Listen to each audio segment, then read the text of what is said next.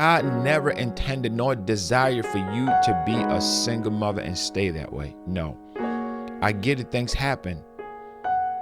But it is God's desire that you will find a godly man.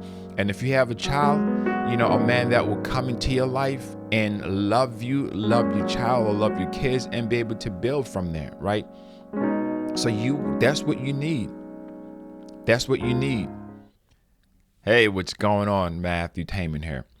Every week, every month, I get questions from people about different subjects. I get questions from how do I start a business to, family, to ministry, to God and relationships, tons of questions. So today, one of the questions that someone asked, right, and they asked, how, it was from a lady. She asked, how do I attract a godly man? Now, that is a really important question.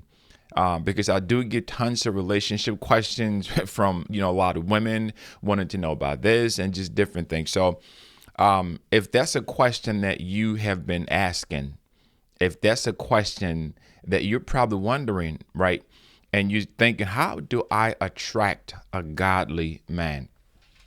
Well, before I dive into that, right, I want you to understand something. I want us to first define what a godly man is.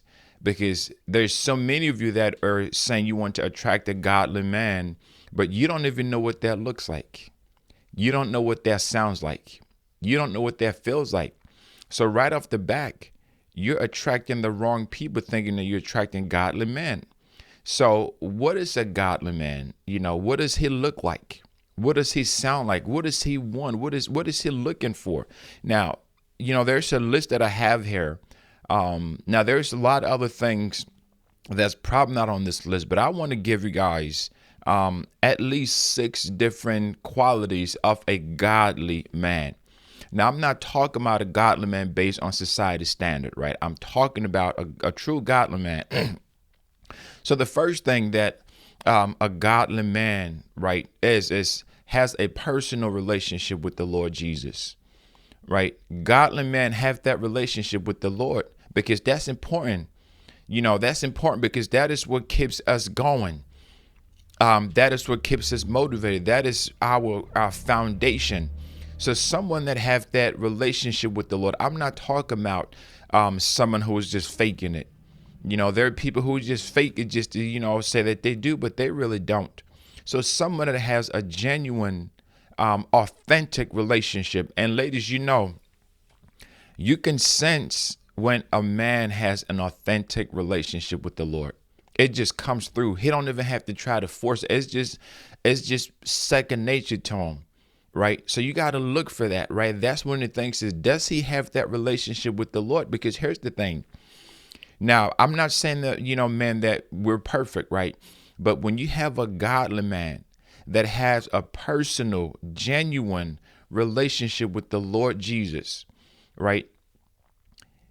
Anytime that he needs to make a decision, and this is so important, anytime that he needs to make any major decisions in your relationship with them, he is always going to consult the Lord first.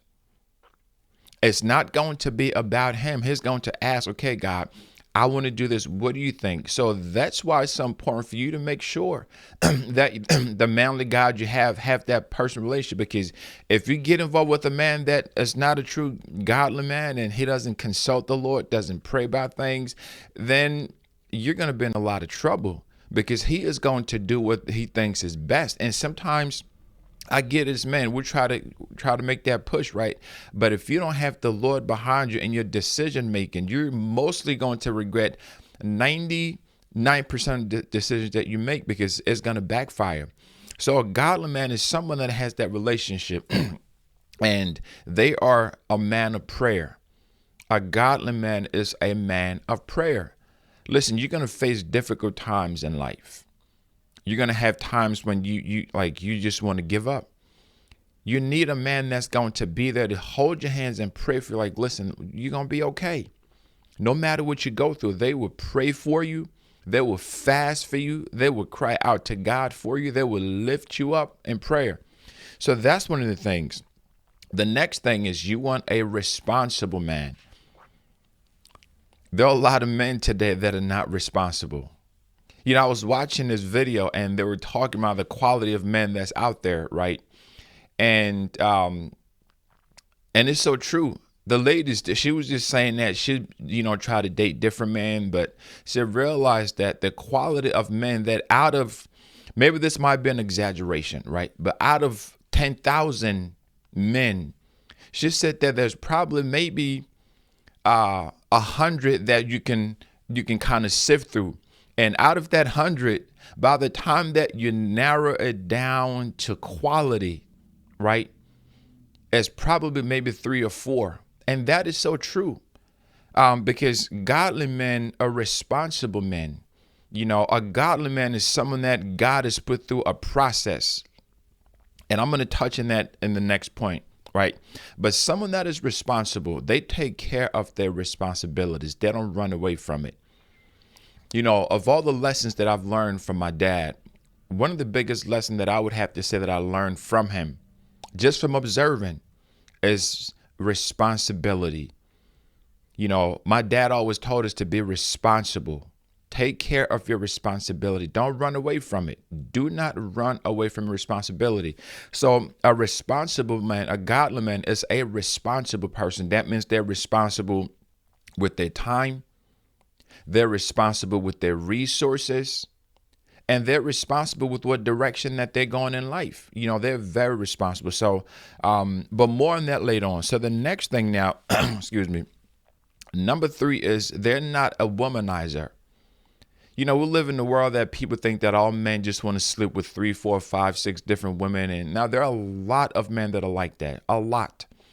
And I hear it all the time, excuse me, from women. They're saying that, listen, I'm with this guy and he's with like 3 or 4 other women and this and that. A godly man is a man that is a one-woman man. Now, society is going to tell you otherwise. Like, get all the women, get 3, 4, 5. That's not healthy for you. That's not only healthy for you. That's not right.